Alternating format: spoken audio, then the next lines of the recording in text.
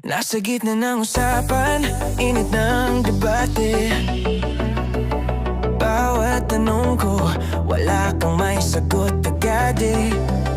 Puro sigaw, puro galit, puro yabang lang.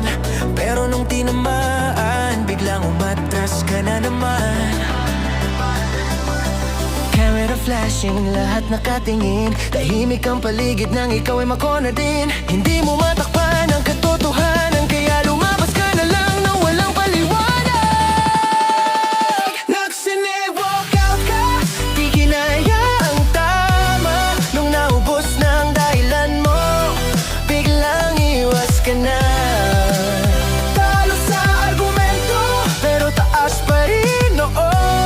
Kung sino pa ang maingay, siya pala ang sumusuko.